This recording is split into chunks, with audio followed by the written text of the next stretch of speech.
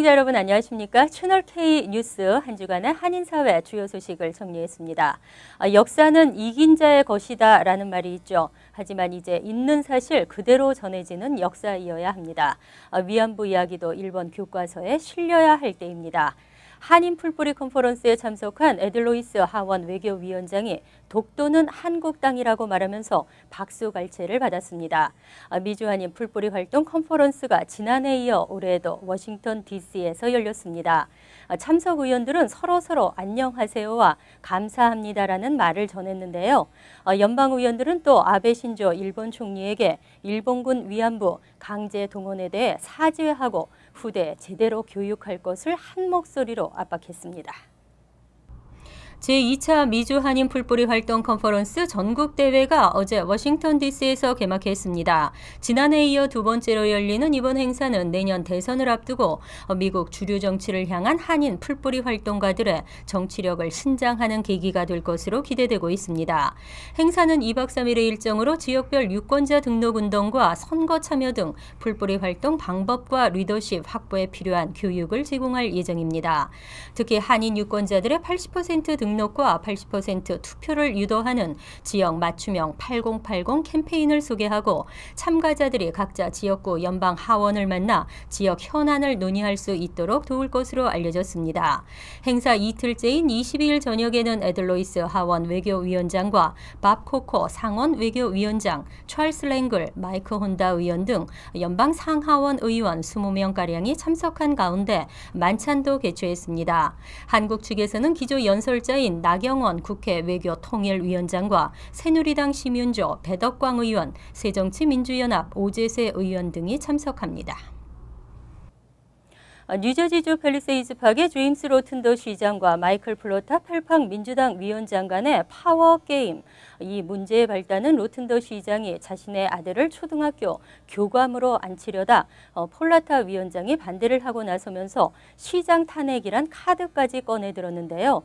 로튼더 시장의 아들이 교감 공모에서 최종 후보군에 오르지 못하고 탈락되면서 향후 두 사람의 행보에 관심이 쏠리고 있습니다. 금홍기 기자가 보도합니다.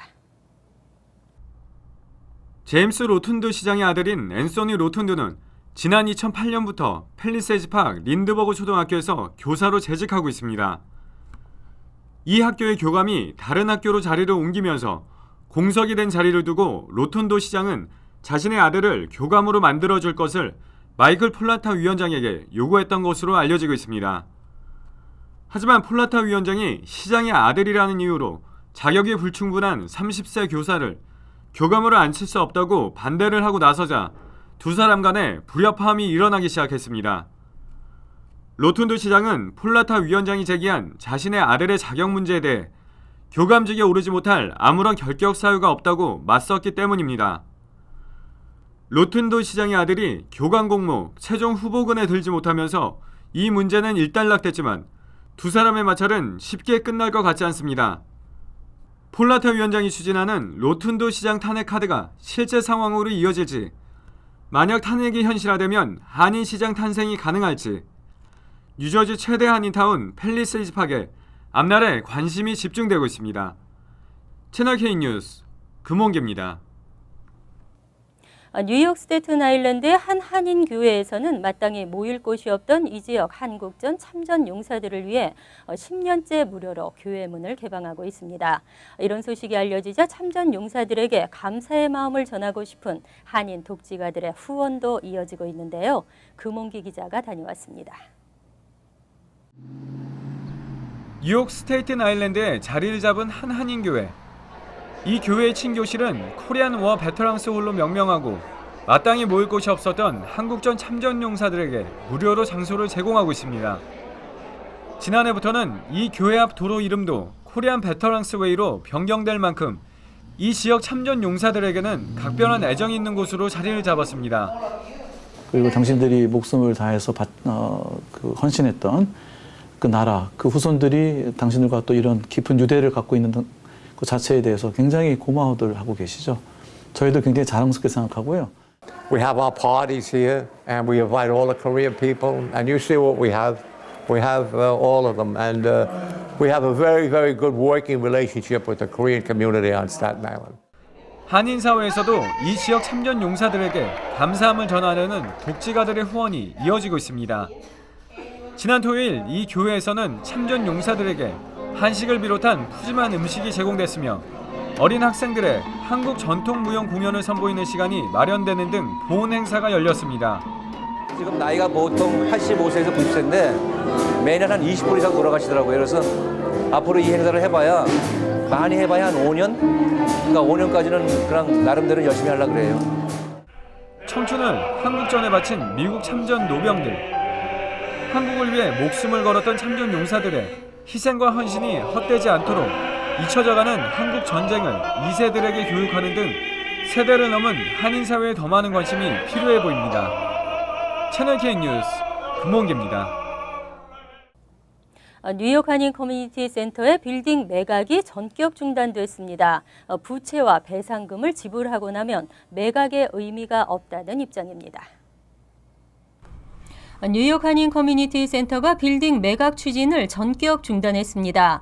최영태 공동운영위원장은 최근 주택보험회사가 보험을 해지한다는 통보를 했다며 지금 빌딩을 매각해도 아무런 의미가 없어졌다고 설명했습니다. 지난해 빌딩 앞 눈길에서 넘어진 중국계 주민이 손해배상 소송을 하는 바람에 빌딩을 매각한다 해도 배상금을 물어주고 나면 남는 것이 없을 것이라는 입장입니다. 최 위원장은 불가피하게 매각 추진을 잠정 중단하고 보험사를 상대로 우선 소송을 제기할 계획이라고 밝혔습니다. 보험사는 최근 뉴욕 한인 커뮤니티 센터 건물의 용도가 한 가구 주택이 아닌 8가구라는 이유로 보험을 해지했습니다. 하지만 의도적으로 속인 것은 아니기 때문에 소송을 통해 보험사의 책임이 있다는 점을 증명하면 이길 수 있을 것이라는 게 커뮤니티 센터 측의 설명입니다. 최 위원장은 소송이 시작되면 최소 2년 정도는 매각이 힘들 것으로 예상하고 있다며 오는 23일 임원 이사회에서 매각 중단 여부를 최종 확정할 계획이라고 밝혔습니다. 올해 한인 커뮤니티 재단의 비영리 단체 지원금이 57만여 달러로 나타났습니다. 한인 커뮤니티 재단은 지난 22일 뉴욕 뉴저지 단체 21곳에 지원금을 전달했습니다. 한인 커뮤니티 재단이 뉴욕 뉴저지주에서 건강과 청소년, 노인과 안전 등 지역 공동체 개발에 관한 주요 서비스를 제공하는 한인과 타민족 등 21개 단체를 2015년 사회보조금 수혜 단체로 선정했다고 발표했습니다. 재단이 발표한 수혜 단체 명단에 따르면 한인 단체는 뉴욕에서 뉴욕 가정상담소, 뉴욕 한인 봉사센터, 대뉴욕지구 한인상록회, 대뉴욕 노인복지회, 뉴욕 미랄선교단과 민권센터 등 6곳이 선정됐습니다. 뉴저지에서는 AWCA, 패밀리터치 등 2곳과 함께 타민족 단체 13곳이 선정됐습니다. 수혜 단체들은 최소 15,000달러에서 최고 3만 달러까지 총 21개 기관이 57만 5천 달러를 지원받게 됩니다. 이 사회보조금은 39명의 다양한 경험을 가진 사회봉사자와 이사들로 구성된 사회보조금위원회의 심사 절차를 통해 선정됐습니다.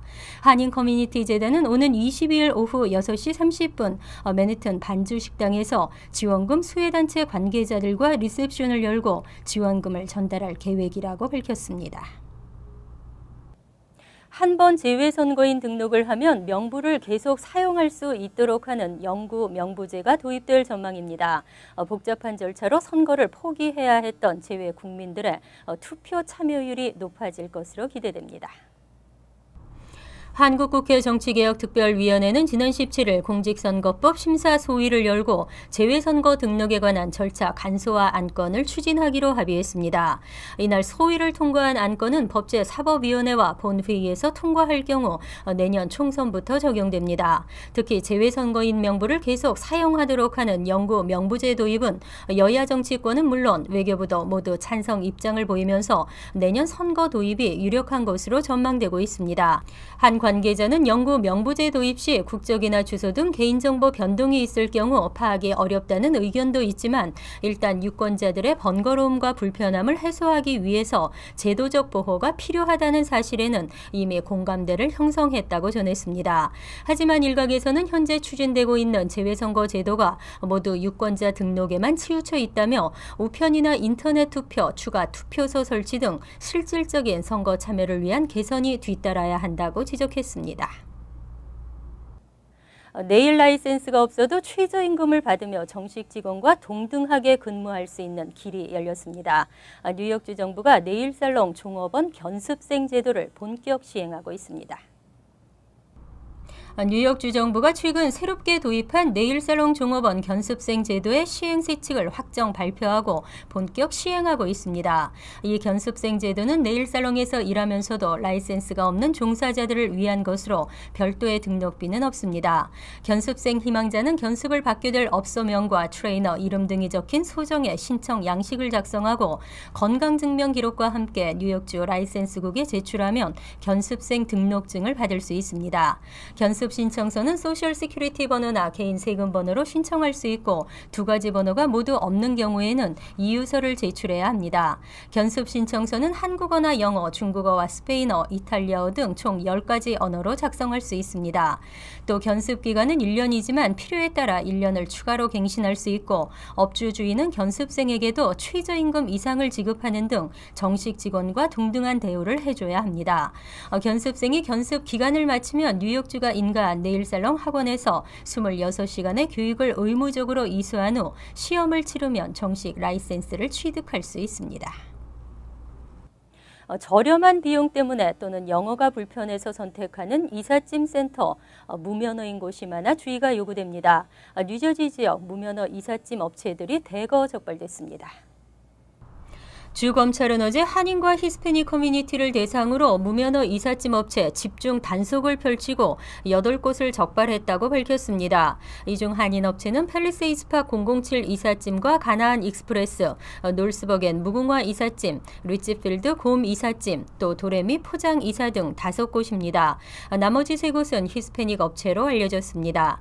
검찰은 신문과 웹사이트에 게재된 이삿짐 업체 광고를 토대로 각 업체의 면허 소지 여부를 조사했다고 밝혔습니다. 존 호프만 검찰총장 대행은 적발된 업체들은 주로 영어가 불편한 이민자들을 상대로 영업을 해왔다며 소비자들은 이들이 불법 업체라는 것을 모르고 이용했다고 설명했습니다. 이들 업체에는 벌금 $2,500가 부과되고 15일 이내에 면허를 신청할 경우 벌금은 $1,250로 줄어듭니다. 만약 무면허 이삿짐 업체로 인한 피해를 봤을 경우에는 소비자 보호국에 신고할 수 있습니다. 뉴저지주 포트리 곳곳에서 재개발 공사가 벌어지고 있어 교통체증이 심할 뿐더러 인근 가게에 들어가기가 여간 불편한 게 아닙니다. 포트리 햄슬리 서쪽 허드슨 라이츠 건설이 본격화됐기 때문인데요. 플러싱 먹자 골목의 교량 공사는 더 심합니다. 5년이 넘도록 차량 통행이 제한되고 있지만 공사 완공은 기약이 없습니다. 지역 주민과 상인들의 고통이 이어지고 있습니다. 채널 K 뉴스 여기서 마칩니다. 함께해 주신 여러분 고맙습니다.